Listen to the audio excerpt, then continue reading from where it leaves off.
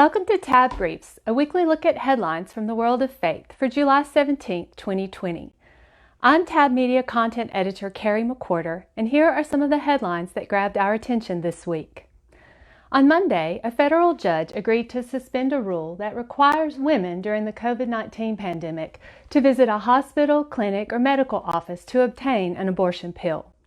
The FDA rule requires patients to pick up the single tablet of mifepristone at a hospital, clinic, or medical office and to sign a form that includes information about the medication's potential risks.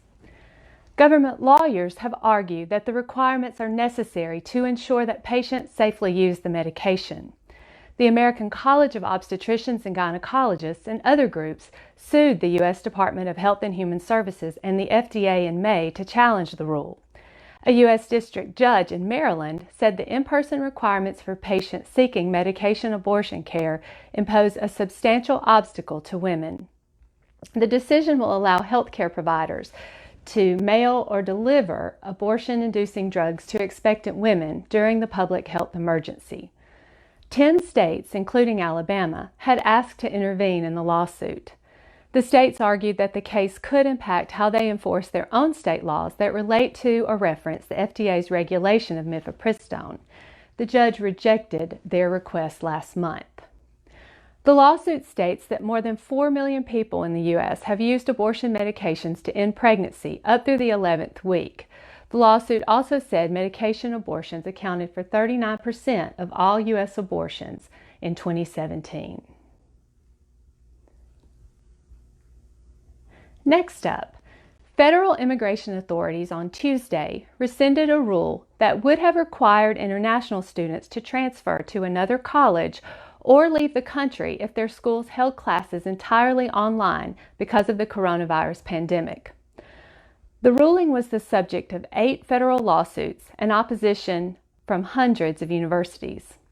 In addition, leaders of 12 Christian organizations, including the National Association of Evangelicals, the Council for Christian Colleges and Universities, and the Ethics and Religious Liberty Commission of the Southern Baptist Convention, had urged the Trump administration to rescind the policy. Officials argued the rules needlessly put student safety at risk. Tuesday's announcement was welcome news for students across the country. More than 1 million international students attend U.S. colleges and universities, according to several estimates. Alabama campuses are host to several thousand international students as well, and a survey of Alabama's largest colleges show many of those students come from some of the countries where Christian persecution is highest. For example, at Auburn University, fall 2019 saw approximately 3,000 international students enrolled. More than half of those students were from China, which ranks number 23 on Open Doors' 2020 watch list of countries where it is hardest to be a Christian. Auburn had at least 40 students from 6 other countries on the 2020 World Watch list.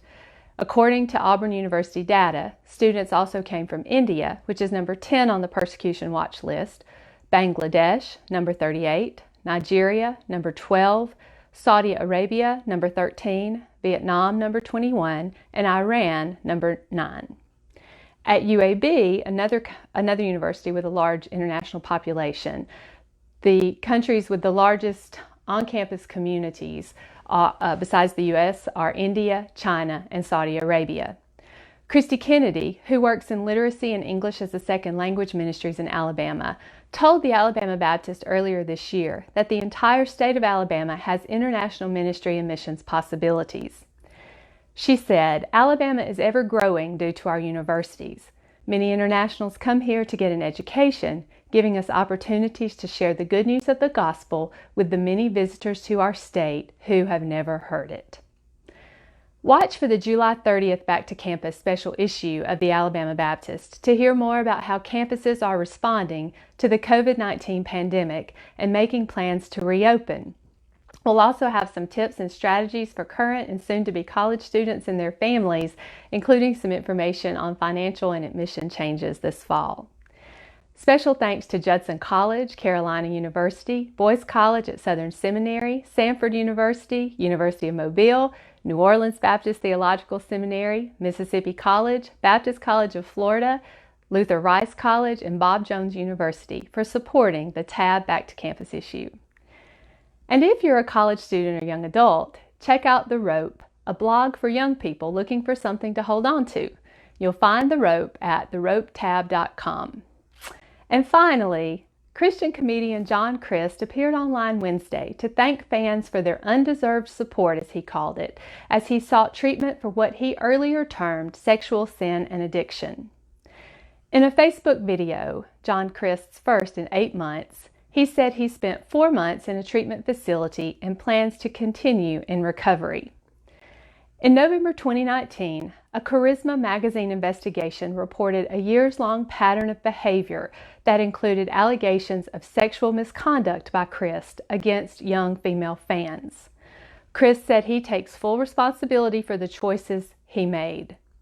In the video, he said, "All my comedy videos were pointing out hypocrisy in some way, and the most embarrassing part of this whole thing is the biggest hypocrite was me."